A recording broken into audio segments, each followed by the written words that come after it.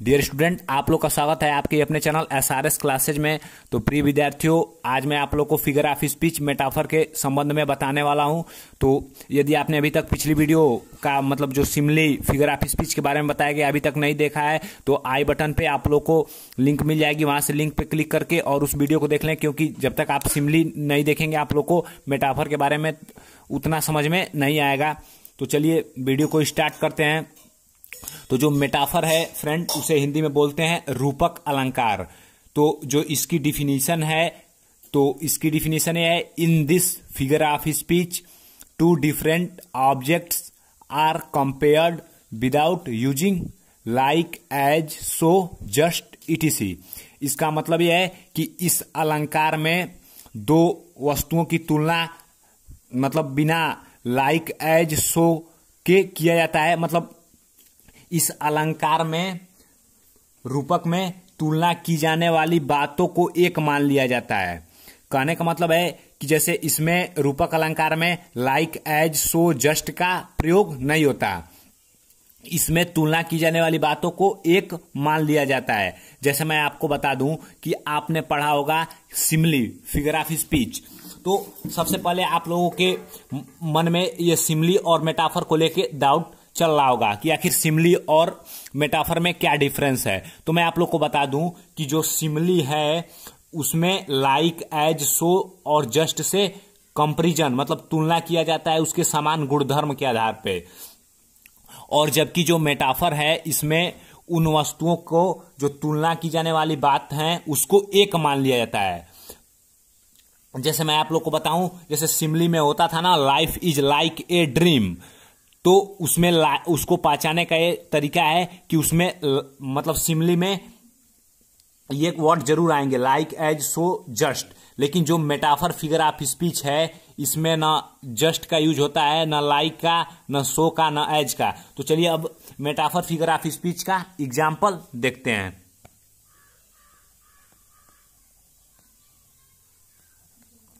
तो देखिए फ्रेंड, मैं आप लोग को बता दूं कि जो मेटाफर है इसमें के समान शब्द नहीं आता है। जैसे मान लीजिए life is like a dream, जीवन सपनों के समान नहीं आएगा, मतलब के समान वर्ड आता ही नहीं है।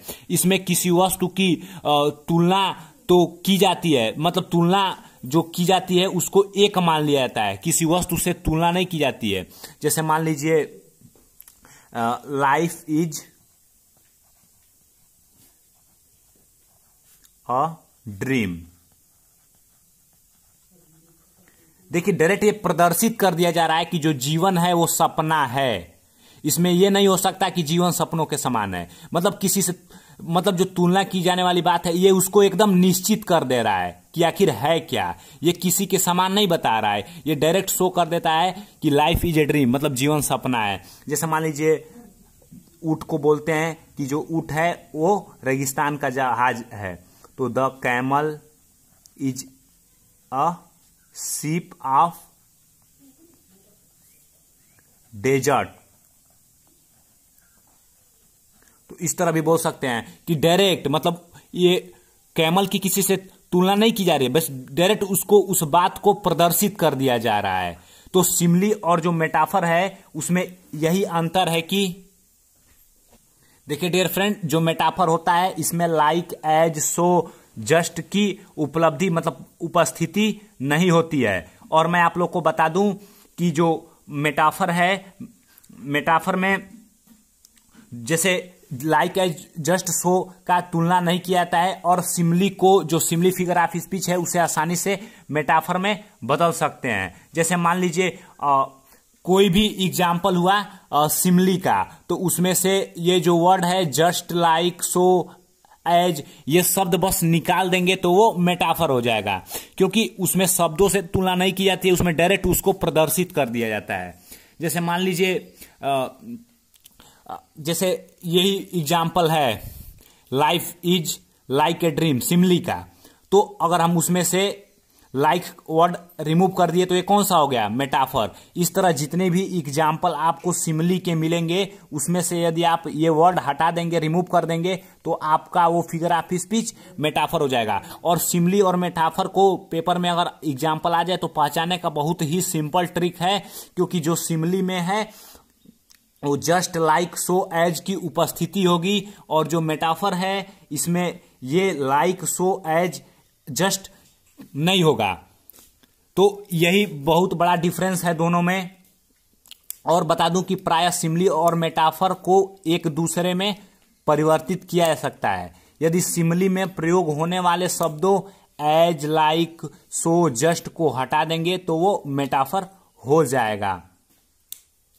जैसे मैं आप लोगों को बताया कि इस एग्जाम्पल से बेहतरीन कोई हो ही नहीं सकता, लाइफ इज ए ड्रीम।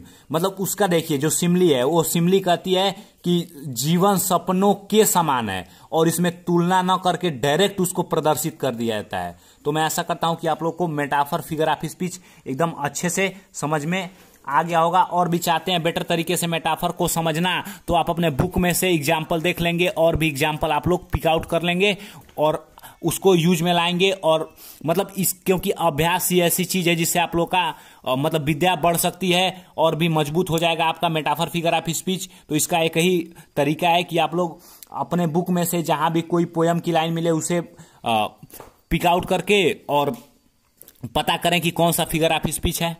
तो यदि आप लोग को वीडियो अच्छा लगा तो वीडियो को लाइक करें। धन्यवाद दोस्तों।